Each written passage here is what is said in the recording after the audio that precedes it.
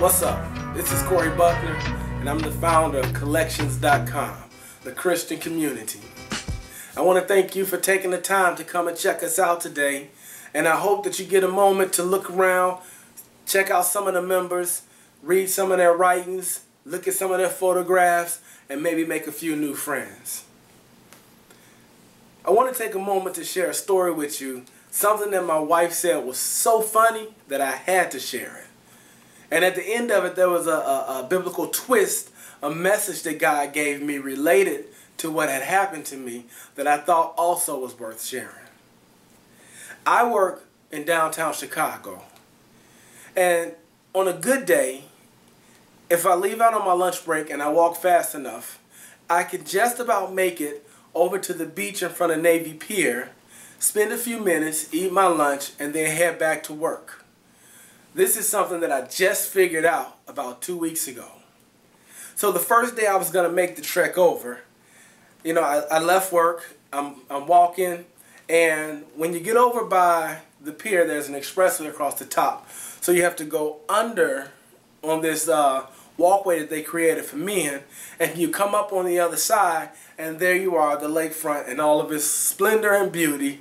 You can walk over, dip in the Lake Michigan for a few seconds, you know, dry off, come out, and head back to work. So I get over, I go under the expressway on the walkway, and as I'm coming up, I can hear this bird in the trees just just going at it, just angry, aggressive, but I didn't think anything of it. So I'm thinking, hey, wow, that's a pretty aggressive bird, no problem.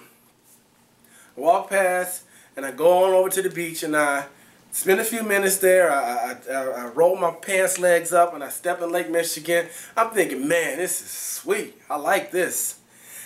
But as I'm heading back the same way that I came through. I'm going to go back under the expressway on the walkway.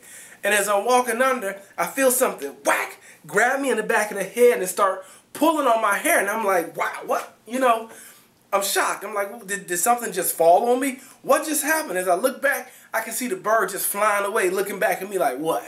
What?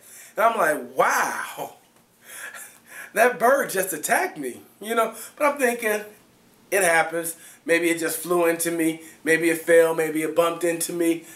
You know, it didn't really weigh into me what had happened. I just thought it was a random occurrence. So the next day, I'm coming through and the same thing. I'm coming under the walkway, and as I'm coming up, I hear the bird again, just ha, ha, ha. But that day, I was a little more cognizant of him.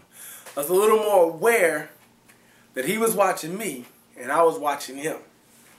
So I'm coming up and I'm watching the bird. You know how it is when you scared something might happen. You got your guards up, but you're still trying to look a little cool. So I'm easing through, right? And as I make it up the stairs, I'm thinking that I'm scot-free. Unfortunately, the minute I turn my back on that bird, whack into the back of my head, he's clawing and he's biting at me, and I wave him off, and I'm like, man, what's the deal? Everybody out there laughing. I mean, there's people everywhere. The only person the bird attacked was me. So I go over, you know, I sit out on the beach for a few minutes, and then I come on back, and as I'm heading back, I'm aware of the bird, and I can hear him. He's in the trees just bouncing around. Ha! Ha! And he's going from branch to branch. And he's letting me know, you're in my territory now, brother. I thought I told you yesterday, don't you be coming back around here over Navy Pier Avenue. But you got the nerve, you going to come back, and you going to make your way right back down here. And I'm looking like, what? What? I'm trying to go back to work. What's the big deal? And so I'm coming through, and I got my guards up, right? Because by this point in time, I know that the bird's watching me. I know that he's got his eyes on me. I know that there's a chance that this bird might attack me. So as I'm coming through, I can hear the bird just, ha, ha, and I can see him in the trees eyeing me up. So with a full sprint, I head down the stairs, and I'm under the walkway, and I turn back, and I can see him hovering, just waiting for an opportunity to get me, but I was already under the walkway. So I had kind of sort of escaped, you know. But by this point in time, I was aware that this bird was singling me out. And that for whatever reason, he didn't want me walking through that little pathway right there. So by the third day, as I'm heading over, I'm a little nervous, but at the same time, I'm feeling like, you know, I'm not going to let this bird keep me from a whole lakefront when I could be enjoying the lakefront on my lunch break. I'm going to go on down here, and I'm going to go ahead, and I'm going to enjoy this lakefront. So I go under, and as I'm coming under the overpass on the walkway, there's a lady, an elderly lady, and we both kind of hear the bird in the tree just as I'm getting closer, just ah, ah, ah, and I look at the lady and I said, you know, that bird's got it in for me. And she kind of chuckled. She said, oh, don't be silly, right? And I'm thinking, no, that bird has it in for me. And so I'm coming up, and instead of using the stairway that I had used the previous 2 days, I used one that did not directly go under the tree that apparently the bird was trying to protect. So I'm going straight this time, and as I'm walking, I see the bird leap and fly from the tree that it's in over to the tree that was on the walkway. So I'm like, come on. All these people out here, and every day this bird is singling me out. So I'm walking. I got my eyes on the bird. I don't want to run because I'm still kind of trying to look cool. And as I get up the stairs, I'm thinking I made it. But the minute I took my eyes off that bird, whack, he's got me by the back of the hair. He's clawing, he's biting. And, you know, I feather him off. I'm like, come on. Really? Really? You're going to attack all these people out here? You're going to attack me again? And so I head on over to the beach. Kind of a light jog in the sprint. You know, I'm embarrassed again. I don't want to run. I don't want to sprint. But at the same time, I don't want to be bit and scratched by this bird again. And I have no idea what problem this bird has with me and me alone walking through this very otherwise peaceful pathway. So finally, I go ahead, I spend my few minutes at the beach.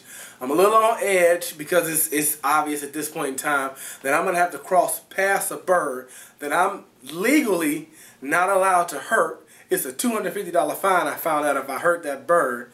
But instinctively I knew, okay, I can't strangle or punch this bird. So I'm walking through the pathway. I'm making my way back.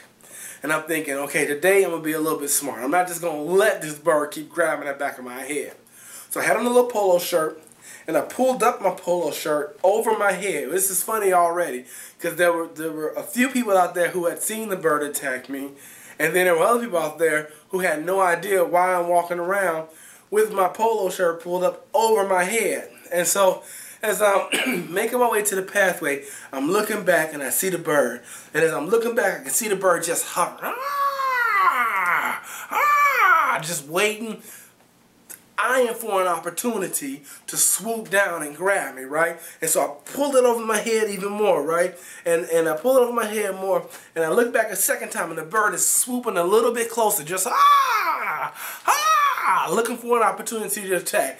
So finally, there I am. I got my polo shirt pulled over my head. I'm looking around and I'm sprinting full speed for the underpass. And I sprint under the underpass and I sprint all the way to the other side and sprint up the stairs. And the whole while back over on the lake side of the street, I can just hear the bird just and there's just droves of people looking at me like, what's wrong with this guy? Is he special? Is there something going on? Why is he have his shirt pulled over his head, sprinting full speed? And I have to admit, when I got to the other side, I could have only imagined how hilarious that was. I wish someone had whipped out their cell phone and took some video of me and put me on the internet so that I could see myself sprinting full speed, shoulders hunched, with my polo shirt pulled over my head, running from what would appear to somebody else to be absolutely nothing.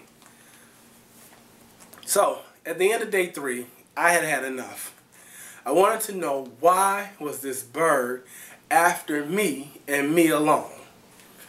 And so, I went back to work, and of course I pulled it up on Google, and I pulled up on Google about, I think I typed in, this bird keeps attacking me or something, and just to see what came up.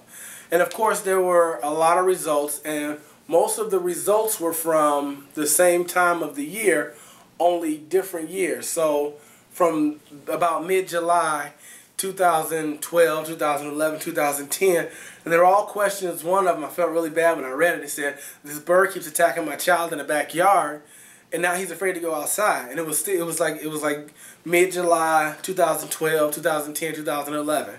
And so what I found out is that in mid-July, the birds are nesting. So they've got their young that are coming out of the nest for the first time, and those birds are extremely vulnerable when they're coming out of their nest for the first time. And so the parents become extremely aggressive, and they attack any and everything that they see as a potential threat.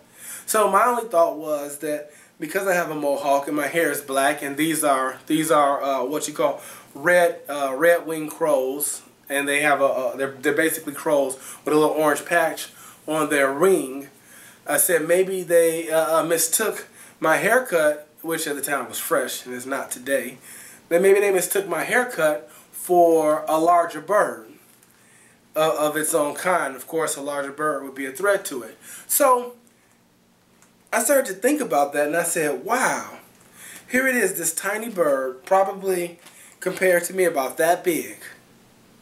And here I am. And that bird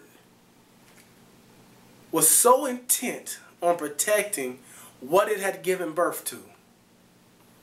It was so intent on protecting that it had given birth to that it was willing to take on a giant probably 10 times its own size. And I began to wonder, what about the things that I give birth to? What about the things that I work for, and the things that God put on my heart, the creative ideas, the works that I began to do? And I said, am I willing to take on giants with that same fervor? That bird was not moved by my size. He was not moved by the fact that I have fists and fingers and I can outrun it and I can punch and all the things that I could do. All he cared about was making sure that I knew that it was not okay for me to attack that which it had given birth to. And I'll ask you the same thing. That thing that God has placed into you, that you've given birth to, that ministry, that work of art, that creative idea, you've given birth to it. Are you willing to face the giants, the predators that would seek to destroy it? Because that's what a predator does. A predator comes in and looks for something weaker that it can devour. And often it's another species, young, freshly given, those things that it has freshly given birth to. And I know that was a challenge for me. How willing am I to fight when the giants come through looking for things that I have recently given birth to? Am I willing to stand up and with fervor, not wait to defend it, but to be aggressive in defending it? And I think that's where we should be. We're all creative people here. We all love the Lord. We all want our creative works to also be ministry. But when you give birth to something, it's vulnerable. It's vulnerable to attack from larger enemies maybe even larger than yourself. And are you willing to go after those things? To be aggressive and take the offensive and let them know, I see you coming for this thing that I've given birth to, and you can't have it. I think that's our goal. To be like David when he slew Goliath and say, I don't care that you're a giant. I don't care that you want what we have here. You can't have it. I want to appreciate and thank you for taking the time to listen to my story. I hope that, like my wife, you got a little bit of a chuckle out of it, found some humor in it. But more importantly, I hope that the message that I got from it and shared with you means something to you. And that it helps you go forward, gives you strength to tackle the giants that would try to devour that which you have recently given birth to. Be blessed and continue to enjoy Collections.com. I'm Corey Buckner, and I'm out.